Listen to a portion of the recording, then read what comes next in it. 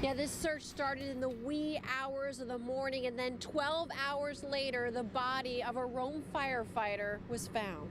Denise, it doesn't sound right, and this mom contacted us exclusively to see what we could do for her. She said she was being locked out of class repeatedly because she was pumping for too long, so you better believe this mom went to Bryant and Stratton College looking for some answers. Okay, these feet will cure you of any foot fetish you might have. Rex Ryan, it's not the first time he's acted outrageously. In fact, he put on a wig to imitate his brother, got in trouble for flipping off Miami fans earlier this year, but this is the first time that his wife Michelle has been involved. Yeah, we'd love to know what this guy was using as air freshener, because some of his alleged victims who survived tell us that when they were inside this house, they didn't notice anything, they didn't smell anything. Reporting live from Cleveland, Denise Zarrella, 19 Action News. Yes, Sharon, couple all that with the fact that the GM here at Sunnyside refuses to tell us whether they have the parts or the servicemen trained just yet to actually do the fix that needs to be done on the recalled Toyotas. This is also the same dealership where a Parma Heights woman bought her 2010 Corolla back in October and ended up smashing it in December when the gas pedal stuck. Any moment now, we're actually about to be in a scene of 25 Hill. My photographer will be, well, a photographer, and I'll play myself as a reporter. But then, just like that, we got cut. Websites like IHateLeBronJames.com have popped up, featuring videos like this one with LeBron James in the ring. He's beating the heck out of Moondog and the Cavs are just going nuts on him. Another brush fire, this one in Brunswick. Crews were called to a field off of Patricia Avenue. No one was hurt, but it did take a couple of hours to get the flames under control there. 19 Action News reporter Denise Zarrella was at the game, and I see you're holding a big Z. That's not for Zarrella? Okay.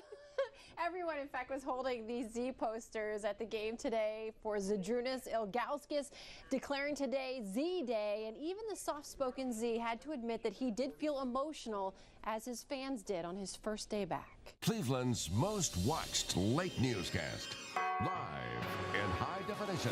19 Action News at 11 starts now. And we begin with a live look outside at the Cleveland skyline and more big changes in the local weather. The dry conditions and big wind gusts are blamed for several brush and grass fires. 19 Action News reporter Blake Chenault traveled with local crews chasing the flames. I'm so happy my little girl can wear the cute little Easter dress Daddy bought her. She's got to be a beauty. Thanks to the nice weather forecast for tomorrow. So thanks, John. Bring a picture. I will, as a matter of fact. A long line of people at Akron hoping for a chance at stardom. They were auditioning for a movie based on the Soapbox Derby. Producer and director Corbin Burnson is behind the production called 25 Hill.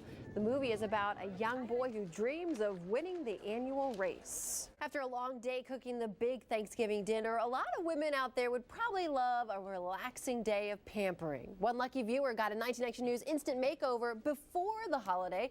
Chris Van Vliet surprised a lovable waitress with a big heart. A growing battle in Summit County over storefront gaming parlors. Several so-called internet cafes are popping up in Springfield and Coventry townships. The county council meets tomorrow to talk about proposed new rules. The guidelines may include a license fee and an age limit on who can play. I was thinking like I could go up and get gas, but pretty much didn't work out. It sure didn't. 8-year-old Jordan Winters was just trying to help his mom and dad and get gas for the family minivan.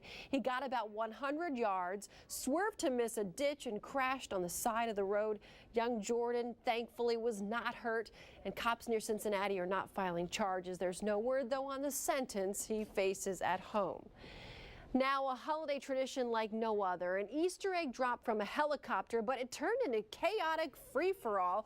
A New Hampshire church expected a couple thousand kids, but 10,000 showed up. I think it was like chaos. I saw some people kneeing people, and it was like really, really dangerous, I thought. People were like tackling people to get their eggs. Those eggs not only contained candy, but prizes like a big screen TV and skateboards. No one was hurt, and the church is now apologizing. Reports are leaking out tonight on a defense strategy by the doctor accused in the death of Michael Jackson. TMZ.com reports Dr. Conrad Murray plans to blame Jackson for his own death.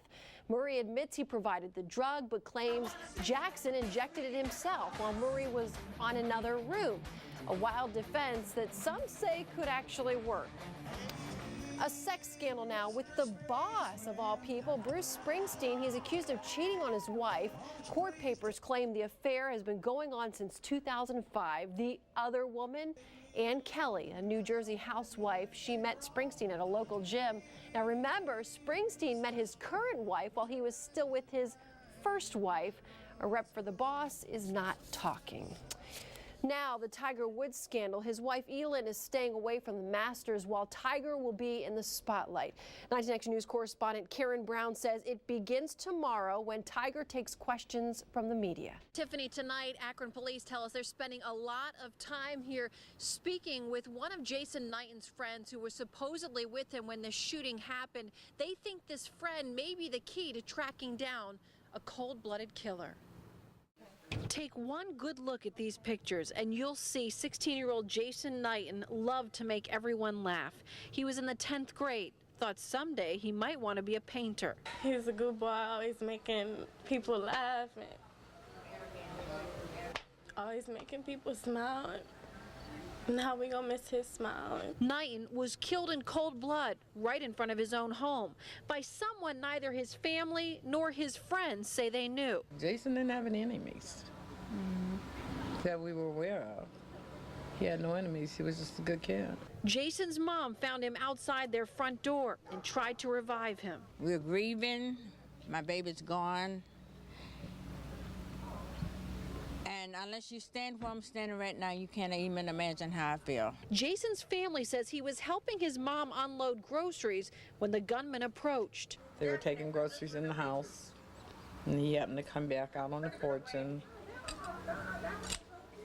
hear a gunshot, and his mom runs to the porch, and he's laying on the ground. Police say Jason was outside with a friend when an 18 to 25-year-old man approached. There was some kind of argument that ended with that man shooting Jason in the chest. He didn't deserve to die like this. Sooner or later we'll find out and we'll be able to put closure.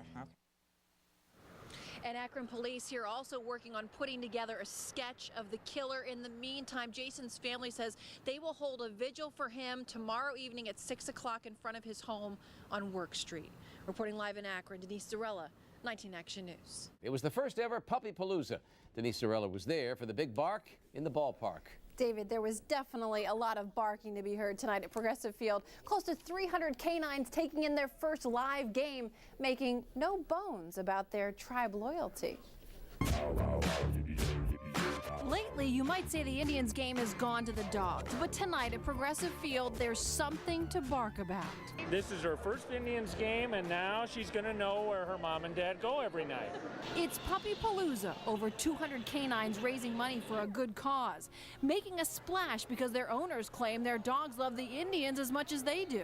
We wanted to come and see Sandy Alomar because we love him, and that's her favorite. You said that's her boyfriend? That's her boyfriend, yeah, she loves him. What's your dog's name? Grady. Named after Grady Sizemore? After Grady Sizemore. For these pooches, it's their first live game. Is he an Indians fan? He is. Yeah. How do you know? Because he sits and watches it on television. But here you can down a ballpark dog, and for the most part, everyone's well behaved. But what would a good baseball game be without a healthy brawl? We may have some dogs from an opposing team over here. That's what I'm thinking. That's where security comes in, because some dogs clearly have a history with the team. He used to go really crazy every time we said Ryan Garco's name. He would start jumping and jumping and jumping, but since Ryan Garco got traded, he doesn't do it anymore. No matter who wins here tonight, though, these tribe and reporter-loving pooches clearly think the future of the team is so bright, they have to wear shades. And get this, it turns out over half of Tribe fans are also dog lovers. Couple that with tonight's win, and everyone at Progressive Field had a reason to put their paws together. Get it? Live in the Newsplex, Denise Zarrella, 19 Action News.